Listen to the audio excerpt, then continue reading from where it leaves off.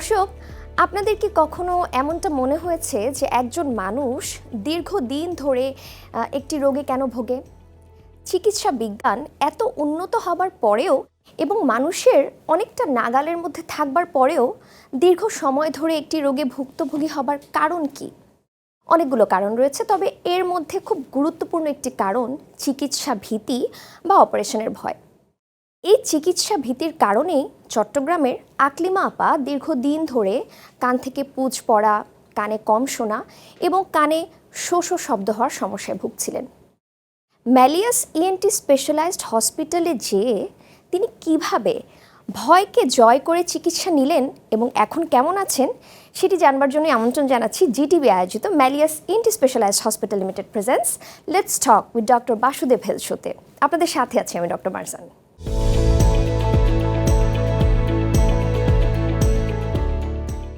দর্শক, কান পাকা রোগের আধুনিক চিকিৎসা, কানের পর্দা প্রতিস্থাপন, আজকে এই বিষয় নিয়ে আমরা বিস্তারিত আলোচনা করব এবং এই বিষয়টি নিয়ে কথা বলবার জন্য আমাদের সাথে জিটিভির স্টুডিওতে গেস্ট এক্সপার্ট হিসেবে আছেন ডাক্তার বাসুদেব কুমার সাহা, নাক কান গলা রোগ বিশেষজ্ঞ এবং head neck surgeon, senior consultant, কেন্দ্রীয় পুলিশ হাসপাতাল Rajarbagh Dhaka, chief consultant, Malleus ENT specialized hospital limited. Sir, অনেক অনেক স্বাগত জানাচ্ছি জিটিভির স্টুডিওতে। কেমন আছেন? থ্যাংক ইউ ডক্টর মারজান, ভালো আছি, and thanks for inviting me in this show.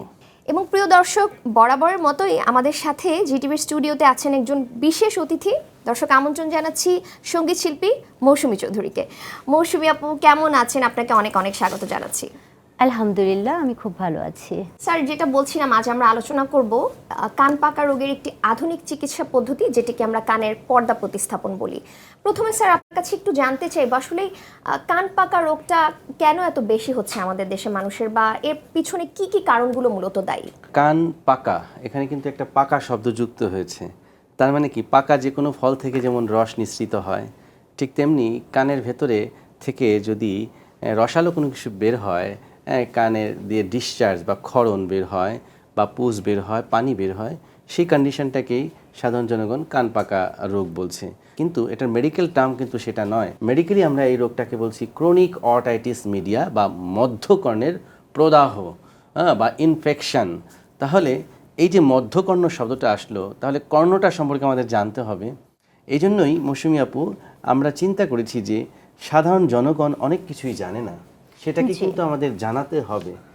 এই যে কান পাকা রোগ, এটা যে একটি মধ্যকর্ণের রোগ এবং সেই মধ্যকর্ণের পর্দার ইনফেকশন হয়ে ছিদ্র হয়ে যাওয়ার পরে সমস্যাটা হয়, এত কিছু কি আমাদের মানুষ জানে? না, এটা সাধারণ মানুষের পক্ষে জানা অসম্ভব। রাইট, সেই কারণেই আমি চাই একটু বাস্তবে একটি চিত্রের মাধ্যমে আমাদের সাধারণ জনগণকে সেটি বোঝাতে, এবং নিশ্চয়ই তুমি তোমার উত্তরটাও পেয়ে যাবে। নিশ্চয়ই স্যার।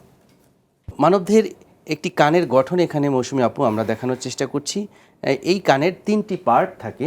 একটি হচ্ছে বহির্কর্ণ, এইখান থেকে শুরু করে এই পর্যন্ত এটা হচ্ছে বহির্কর্ণ। তো আমরা একটু বলি, প্রথম যে অংশটা আমরা সচরাচর দেখতে পাই, মেয়েরা অর্নামেন্টস পরছে, তাই না? এটা শখ করে এই অরিকলে বিভিন্ন জায়গায় কিন্তু পিয়ার্সিং করে থাকে, যেটাকে আমরা বলছি বহির্কর্ণের একটি পার্ট, নাম হচ্ছে অরিকল। এরপর হচ্ছে এক্সটার্নাল অডিটরি ক্যানাল, যেটা দিয়ে আমরা অনেক ক্ষেত্রেই কান চুলকানির কাজটি সম্পন্ন করে থাকি। তো এই নলের ঠিক শেষ ভাগে একটি পর্দা থাকে, যদিও এই পর্দাটা দেখানো হচ্ছে ছিদ্র। আমাদের যেহেতু আজকে আলোচনার বিষয় কানের পর্দার ছিদ্রজনিত সমস্যা এবং সেটার জটিলতা নিয়ে, যে কারণে আমরা এরকম একটি গঠন দেখানোর চেষ্টা করেছি।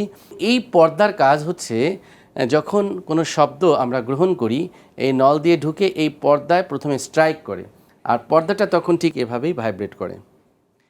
এই যে ভাইব্রেশন হলো, সেই ভাইব্রেশনের মাধ্যমে এই শব্দ তরঙ্গ এই তিনটি হাড়কে তখন স্টিমুলেট করছে, ম্যালিয়াস, ইনকাস, স্টেপিস।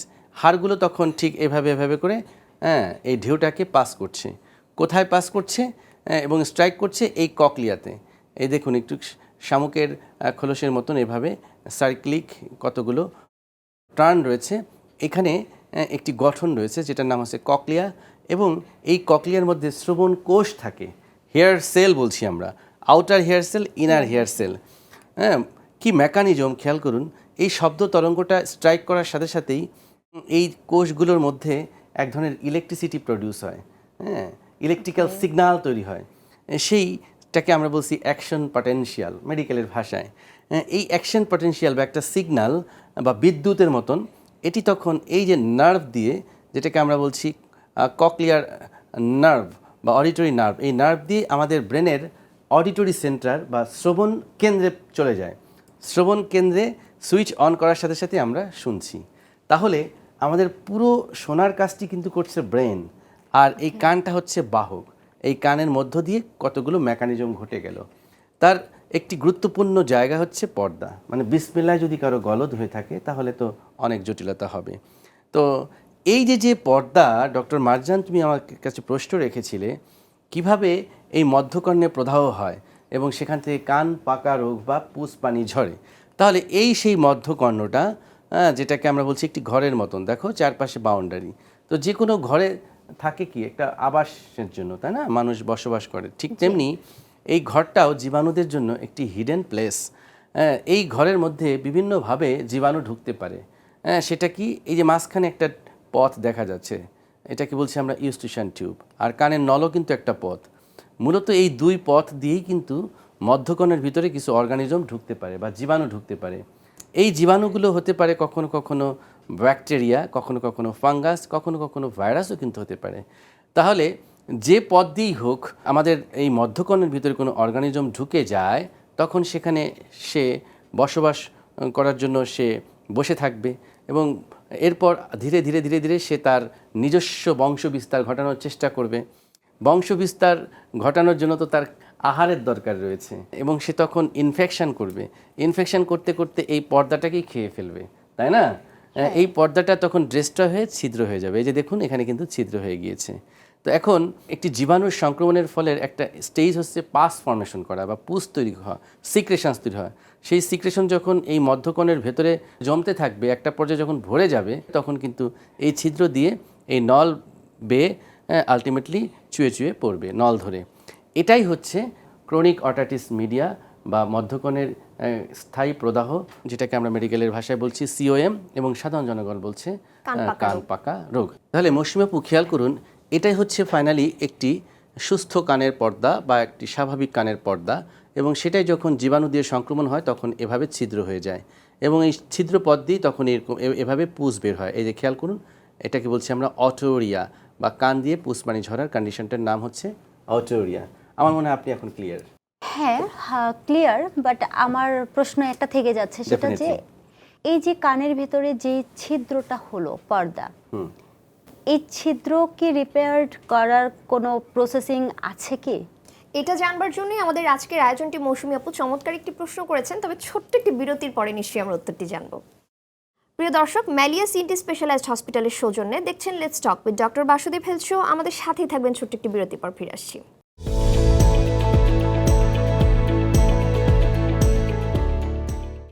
দর্শক, বিরতির পর ফিরে এলাম, দেখছেন let's talk with doctor Basudeb health show, powered by Malleus ENT specialized hospital limited. Mousumi আপু, ব্রেকে যাবার আগে আপনার সুন্দর একটি প্রশ্ন ছিল, এই যে কানের পর্দা যে এরকম ইনফেকশন হলো বা ছিঁড়ে গেল, এটি রিপেয়ারের কোনো উপায় আছে কিনা? স্যার, আজকে আমাদের মূল আলোচনার বিষয় কিন্তু এটি। আপনার কাছে যদি একটু জানতে পারি আসলে কিভাবে রিপেয়ার করা পসিবল। যখন একটি কানের রোগী এভাবে এই কন্ডিশনে আমাদের কাছে আসে, আমরা যখন পরীক্ষা নিরীক্ষা করে দেখি যে তার কানের পর্দায় ছিদ্র আছে, পুজ আছে, প্রথমেই কিন্তু আমরা অপারেশনে যাই না। প্রথমে তার ইনফেকশনটাকে কন্ট্রোল করি। এই কন্ট্রোল করার জন্য আমরা কিছু অ্যান্টিবায়োটিক সাজেস্ট করে থাকি, কানের ড্রপ দিয়ে থাকি, অ্যান্টিহিস্টামিন দিয়ে থাকি, এবং কানটাকে ক্লিন করার জন্য অরাল সাকশন ক্লিয়ারেন্স করে আমরা মোটামুটি 4 থেকে 6 সপ্তাহ লাগে কানটা পরিপূর্ণভাবে শুকাতে। কারণ মনে রাখতে হবে যে ভেজা অবস্থায় বা ইনফেকশন থাকা অবস্থায় কানের পর্দা প্রতিস্থাপন অপারেশনটি আমরা করি না। বিষয়টি আমি এইভাবে ব্যাখ্যা করি যে আপনি কি শিয়ালের কাছে মুরগি রাখবেন? কখনো রাখা সম্ভব কিনা? অবশ্যই রক্ষক কিন্তু ভক্ষক হয়ে যাবে, তাই না? তো ঠিক তেমনিভাবে যদি কান ভেজা থাকে, ওই কন্ডিশনে তো অর্গানিজম আছে, ওখানে অ্যাক্টিভ অর্গানিজম আছে। তো সেই মুহূর্তে যদি আমি একটি নতুন পর্দা ওখানে গ্রাফট প্রতিস্থাপন করি, তাহলে সেটাকেও কিন্তু ডিস্ট্রয় করে ফেলবে। যেই কারণে কিন্তু আমরা প্রথমে রোগীদেরকে কাউন্সেলিং করে থাকি, 4 থেকে 6 সপ্তাহ আপনাকে ওষুধের ট্রিটমেন্ট, তারপর কান শুকাবে, এরপর আমরা সার্জারি করব। আমরা কিভাবে এইভাবে পর্দা প্রতিস্থাপন করে থাকি সেটার জন্য আমরা আরও একটি ভিডিও আপনাদের সঙ্গে শেয়ার করছি।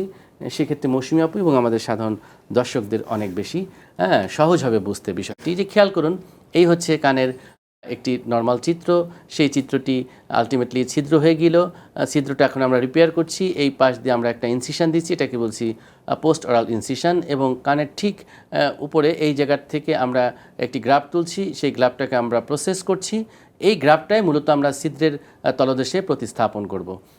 এই যে আমরা গ্রাফটাকে প্রতিস্থাপন করলাম, প্রতিস্থাপন করার পর আবার ঢেকে দিলাম, এরপর এই ছিদ্র জায়গা থেকে আলটিমেটলি আমরা মার্জিন ফ্রেশনিং করেছি, সেই মার্জিন থেকে নতুন কোষ এসে ওই ছিদ্রটা পূর্ণ করে দিবে এবং আমরা পরবর্তীতে ক্লোজ করে দিব। এই যে ঘটনাটি, পুরো প্রক্রিয়াটি আমরা সম্পন্ন করছি আন্ডার মাইক্রোস্কোপ, অর্থাৎ আমরা একটি এখানে ফুল এইচডি ক্যামেরা সংযুক্ত আমরা মাইক্রোস্কোপ দিয়ে এই কাজটি করছি। স্পেশালি ম্যালিয়াস ইন্টি স্পেশালাইজড হসপিটালে আমরা কার্ল জাইসে মাইক্রোস্কোপ, যেটি জার্মানির থেকে আনা, সেই মাইক্রোস্কোপ দিয়ে আমরা এই সার্জারিটি সম্পন্ন করি। এবং এখানে যে আমরা একটি গ্রাফট ব্যবহার করলাম, এই গ্রাফটা হচ্ছে একটি মাচার মতন, এই মাচার উপরেই কিন্তু ওই মার্জিন থেকে নতুন কোষ এসে জায়গাটিকে ভরে দিচ্ছে এবং তার নিজের দেহেই কিন্তু পর্দাটি তৈরি হলো। অতএব অনেকের যে ধারণা থাকতে পারে আমি পর্দা লাগিয়ে দিলাম, বিষয়টা কিন্তু তা নয়। আমি জাস্ট গ্রাফট প্লেস করলাম, সেই গ্রাফটের ওপর দিয়ে নিজের দেহ থেকেই ওই পর্দার যে মার্জিন থেকে নতুন কোষ বিস্তৃত হয়ে একটি নতুন পর্দা তৈরি হলো। অর্থাৎ অনেকটা এটি বৃক্ষরোপণের মতন অবস্থা। আমার মনে হয় যে মৌসুমী আপু কিছুটা হলে বুঝতে পেরেছেন। হ্যাঁ, আমি বুঝেছি কিছুটা হলেও। ইভেন এই ভিডিওটিতে যারা দেখবেন, আমাদের সাধারণ জনগণ, তারাও কিছুটা হলেও বুঝতে পারবে। ডক্টর বাসুদেবকে আমি একটা প্রশ্ন করতে চাই, সেটা হচ্ছে যে গলায় আমাদের সম্বল বা আমাদের শক্তি যেটা বলেন, সবার গান শোনায় যেহেতু, আল বাংলাদেশ গান শোনে, যে আমাদের যুদ্ধ বলেন বা আমাদের যেটাই বলেন, আমাদের গলাটাই হচ্ছে মেন। তো সেই জায়গা থেকে আমাদের খুব কমন একটা বিষয় যে খুব সহজেই ঠান্ডা লেগে যায়। সেটা হতে পারে ঠান্ডা থেকে ঠান্ডা লাগলো, বা ঠান্ডা কিছু খেলে ঠান্ডা লাগলো, অথবা যখন আমরা স্টেজে পারফর্ম করছি ঘামটা বসে ঠান্ডা লাগলো। এক্স্যাক্টলি। হ্যাঁ, অথবা রাস্তায় যখন আমরা চলাফেরা করছি, যেহেতু আমাদের সব সময় চলাফেরা করতেই হয় বাহিরে, এই যে বাহিরের যে কালো ধোঁয়া এবং ধুলো দুইটা মিক্সড হয়ে আমাদের ভেতরে প্রবেশ করতেছে। তো আমার বেসিক্যালি ডাস্ট অ্যালার্জি আছে, যেটা আমার খুবই কষ্টকর একটা বিষয় লাগে, যেহেতু গান করি। এই মানে বারবার যখন একটু খুসখুস করে কাশি হয়, তখন বিষয়টা আমি খুব মানে আমার রাইট, এটা খুবই অস্বস্তি ফিল হয় যে আসলে এটা কেন হয়। মৌসুমী আপু, এটা শুধু আপনার সমস্যা না, বাংলাদেশের অধিকাংশ মানুষই এই ডাস্ট অ্যালার্জি প্রবলেমে ভুগছে, এবং কিভাবে আসলে এর থেকে সমাধান পাওয়া সম্ভব বা কানকে রক্ষা করতে পারি, এর উত্তর আমরা জানবো, তবে ছোট্ট একটি বিরতি নিয়ে ফিরছি। দর্শক দেখছেন let's talk with doctor Basudeb health show, powered by Malleus ENT specialized hospital. ছোট্ট একটি বিরতি নিয়ে ফিরছি, আমাদের সঙ্গেই থাকবেন।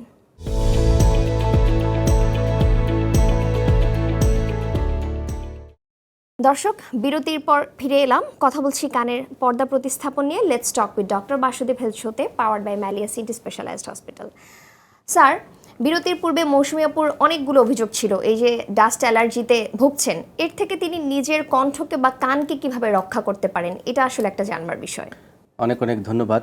আমি মনে করি প্রত্যেক আর্টিস্টের জন্য এটি খুবই খুবই জরুরি। যেমনটি আপু বলছিলেন যে তার নিজেরই এই প্রবলেমটি আছে, যে ডাস্ট অ্যালার্জি, কোল্ড অ্যালার্জি, এবং তিনি যেহেতু একজন কণ্ঠযোদ্ধা বা কণ্ঠশিল্পী, তার কণ্ঠটা ভালো রাখতে হবে, সুন্দর করে মেলোডিয়াস গান শোনাতে হবে। আর তখন যদি তার পুরো সিস্টেমটা ভালো না থাকে, তার হায়েস্ট পারফরমেন্সটা সে দেখাতে পারবে না। তো সেক্ষেত্রে আমার পরামর্শ হচ্ছে যে এই ধরনের ক্ষেত্রে শিল্পীদের নাক কান গলা রেগুলার চেক আপ করতে হবে। এজন্য আপনাকে একজন স্পেশালিস্ট চিকিৎসকের কাছে যেতে হবে, তিনি আপনাকে পুরো গাইডলাইন বলে দিবেন, নিয়মকানুন বলে দিবেন, আপনি ভালো থাকবেন। স্যার, অ্যালার্জি নিয়ে নিশ্চয়ই আমরা আরেকটা পর্ব রেডি করব, যাতে আমরা বিস্তারিত আলোচনা করতে পারি। আজকে যেহেতু স্যার কানের পর্দা প্রতিস্থাপন নিয়ে কথা বলছি, আমি একটু আপনার কাছে জানতে চাই, এই যে কানের পর্দা প্রতিস্থাপন করবার পরে একজন মানুষ কি আসলে সুস্থতা পান কিনা বা সফলতা কেমন? এই যে আমরা তো জানি কান আমাদের শ্রবণ ইন্দ্রিয়, অনেকেরই প্রশ্ন থাকে যে অপারেশনের পর কি কানে ভালো শুনতে পারবো কিনা, একটা বাস্তব চিত্র যদি স্যার আপনার মাধ্যমে আমরা দেখতে পারি। ডেফিনেটলি আমি চাই যে বাস্তবতার আলোকেই আলোচনা করতে এবং বোঝাতে, কারণ মানুষ যদি বাস্তব চিত্র না দেখে তাহলে কিন্তু অনুপ্রাণিত হবে না। ঠিক সে কারণেই আমি patient follow up in house এই প্রোগ্রামটির আয়োজন রেখেছি, এবং এই আয়োজনের মধ্য দিয়ে প্রিয় দর্শক আমি একটু দেখাতে চাই চট্টগ্রামের মেয়ে আকলিমা কিভাবে তার এই মধ্যকণের প্রদাহজনিত রোগ ক্রনিক অটাইটিস মিডিয়া পরবর্তী কানের পর্দা ফুটা থেকে আবার সম্পূর্ণ সুস্থ হয়ে গেছেন। এই ভিডিওটি দেখলেই হয়তোবা আপনারা পুরো বিষয়টি বুঝতে পারবেন। ডক্টর মারজান এবং প্রিয় দর্শক আপনারা দেখতে থাকুন পেশেন্টস ফলো আপ ইন হাউজের স্পেশাল সেগমেন্ট।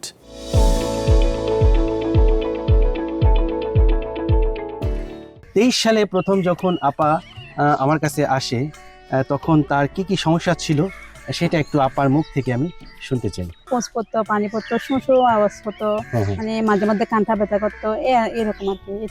এটা আর কি ব্যথা করতো, তারপর কান দিয়ে সবসময় পোঁচ পানি জড়তো, এটাই। খেয়াল করুন ভিউয়ার্স, এই যে তার কানের চিত্রটা ছিল, আমি যে কলম দিয়ে মার্ক করে দেখিয়েছিলাম, পুরো কানের পর্দাটায় ছিদ্র ছিল, অর্থাৎ এখানে কোনো পর্দাই ছিল না। এটা মূলত দীর্ঘদিন ধরে তার কানের ভেতরে ইনফেকশন হয়ে হয়ে হয়ে হয়ে হয়ে আলটিমেটলি পর্দাটা ধ্বংসপ্রাপ্ত হয়ে যায়, যেটাকে আমরা মেডিকেলের ভাষায় বলছি সেন্ট্রাল পারফোরেশন।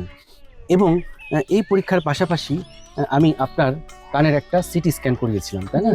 এবং আপনার কানের যে শ্রবণ ক্ষমতা আমরা চেক করেছি পিওর টোন অডিওমেট্রি, সেখানে দেখেছি যে আপনার অলরেডি হিয়ারিং লস হয়ে গিয়েছে, যার ফলে আপনি আস্তে আস্তে কিন্তু কানে কমও শুনতেন। তো এটি তো আসলে একটি দীর্ঘমেয়াদী প্রক্রিয়া, হঠাৎ করে এই রোগে আপনি আক্রান্ত হননি। আপনি একটু খেয়াল করুন তো, কত বছর ধরে আপনি এই সমস্যায় ভুগছিলেন? আমি তো এটা ছোটবেলা থেকেই ছিল আমার এই ইয়েটা। ছোটবেলা থেকে? হ্যাঁ, ছোটবেলা থেকে ছিল।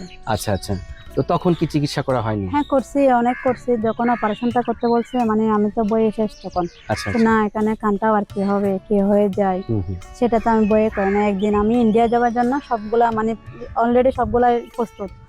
একদিন আমি আপনার ভিডিও দেখলাম, তো সাথে সাথে ওনাকে বলছি, দেখেন মানে এরকম চলে না, এখানে যাই, সেটা লাস্টবারের মতো। আমি আল্লাহর কাছে শুকরিয়া আদায় করি, উনি আমাকে এটা সলিউশনটা দিয়েছে, আপনার কাছে নিয়ে গেছে। এটা ছিল তার অপারেশনের আগের চিত্র, যেখানে আমরা দেখতে পাচ্ছি তার কানের পর্দাটা নেই। আর এটা হচ্ছে অপারেশনের পরের চিত্র, এবং সেখানে আমরা দেখতে পাচ্ছি পুরো নতুন একটি কানের পর্দা তৈরি হয়েছে। কি যে আনন্দ লাগছে এখন, মানে আমাকে দেখে বুঝতে পারছেন আমি এখন কি হ্যাপি।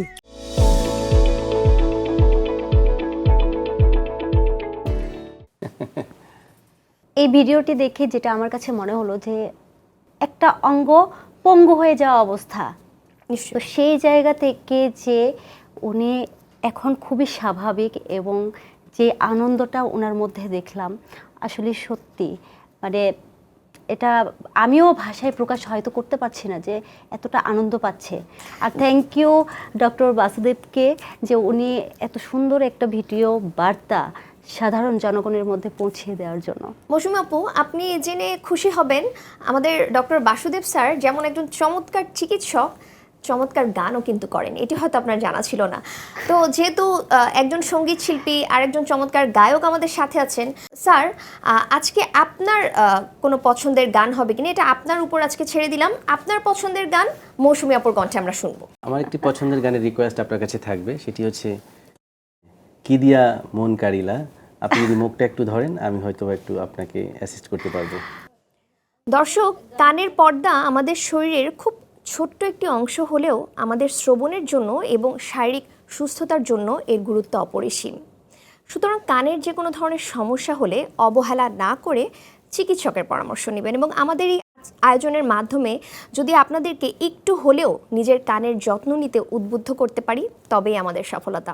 প্রিয় দর্শক, আপনাদের নাক কান গলার যে কোনো সমস্যার সমাধান জানতে আমাদেরকে ফোন করতে পারেন 014099777862 এই নম্বরে, অথবা চিঠি পাঠাতে পারেন Malleus ENT specialized hospital limited, 24/1 Shan tower, Shantinagar, Dhaka এই ঠিকানায়। আগামী পর্বে নাক কান গলার নতুন কোনো সমস্যা এবং সমাধান নিয়ে আপনাদের মাঝে চলে আসবো। ততদিন পর্যন্ত ভালো থাকুন, নিরাপদে থাকুন, জিটিভির সঙ্গেই থাকুন। কি দিয়া মন কারিলা ও বন্ধুরে, অন্তরে পিরিতের আগুন ধরাইলা। কি দিয়া মন কারিলা ও বন্ধুরে, অন্তরে পিরিতের আগুন ধরাইলা। কি দিয়া মন কারিলা ও বন্ধুরে, অন্তরে পিরিতের আগুন ধরাইলা। কি দিয়া মন কারিলা ও বন্ধুরে, অন্তরে পীড়িতের আগুন ধরাইলা। নজরে নজরে রাখিয়াই আমারে, নজরে নজরে রাখিয়াই আমারে, নয়নের বান মারিলা। ও বন্ধুরে অন্তরে পীড়িতের আগুন ধরাইলা, কি দিয়া মন কারিলা। ও বন্ধুরে অন্তরে পীড়িতের আগুন ধরাইলা।